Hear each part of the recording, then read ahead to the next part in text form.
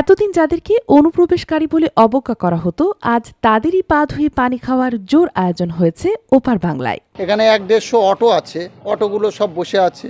এখানে প্রায় 50টার উপরে ট্যাক্সি আছে। তাদের ধরো কলকাতা টু বর্ডার ওদের হচ্ছে ওরা গাড়িতে যাত্রী নিয়ে যেত, সেটা বন্ধ আছে। ওরাও বসে আছে, আমাদের কাউন্টারগুলো বসে আছে, ব্যবসা প্রতিষ্ঠানগুলো বন্ধ আছে। আমরা ওই 2-1টা এই মেডিকেল ভিসা আসছে, তা এতে আমাদের এখানে খুব অসুবিধা চলছে। যদি ট্যুরিস্ট ভিসাটা চালু হয়ে যায় আমাদের এখানে সব দিক থেকে সুবিধা হবে। 2 বছর ধরে বাংলাদেশি পর্যটক না থাকায় খাঁ খাঁ করছিল কলকাতার নিউ মার্কেট, মার্কুইস স্ট্রিট কিংবা সদর স্ট্রিটের মতো চেনা অলিগলি।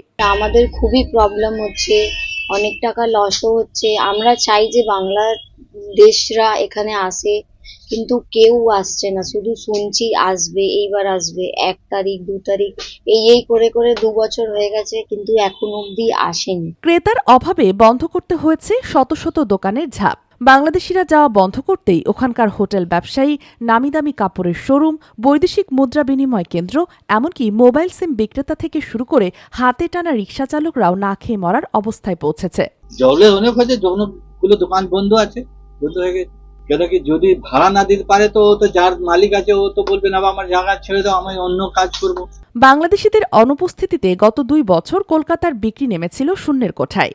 টিকে থাকতে কলকাতার বহু নামকরা ব্যবসায়ীকে কোটি কোটি টাকা ঋণ নিতে হয়েছে। পরিস্থিতি এতটাই বেগতিক ছিল যে অনেকে ব্যবসা গুটিয়ে নিয়েছে।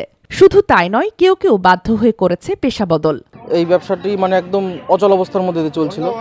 এই রুট ছেড়ে অনেকেই চলে গেছে অন্য কাজের সন্ধানে।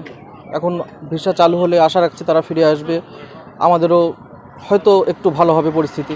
দম্ভের বেলুন ফুটো হতে সময় লাগেনি।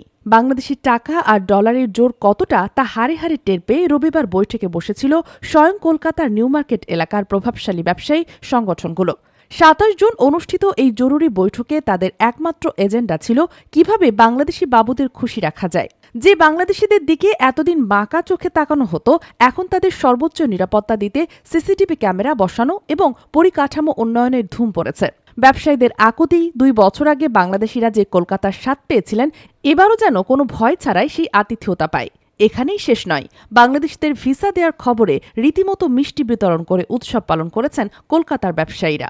আপনার নিউ মার্কেট, তারপরে আপনার অপোলো, মুকুন্দপুর, সবের ব্যবসা একবারে 60% অফ হয়। 100 এর মধ্যে থেকে অনেক 10%ও এখন সেল হচ্ছে না। বাংলাদেশির উপরেই আমরা পুরো ডিপেন্ড। এই ঘটনা আবারও প্রমাণ করল বিশ্ববাজারে বাংলাদেশের অর্থনৈতিক গুরুত্ব কতটা মজবুত। ভারতীয়দের মনস্তাত্ত্বিক দৈন্যতা আর অহংকারকে বুড়ো আঙুল দেখিয়ে প্রমাণিত হল, ঢাকায় টাকার গরম ছাড়া কলকাতার বাণিজ্য স্রেফ অচল। আমাদের এখানে লোকাল কাস্টমার কিছুই নেই, যত আছে সব বাংলাদেশিদের উপরেই আমরা ডিপেন্ড করি। এতদিন যারা বাংলাদেশিদের তুচ্ছ তাচ্ছিল্য করত, আজ তারাই বাংলাদেশি পর্যটকদের স্বাগত জানাতে লাল গালিচা বিছিয়ে অধীর আগ্রহে প্রহর গুনছেন।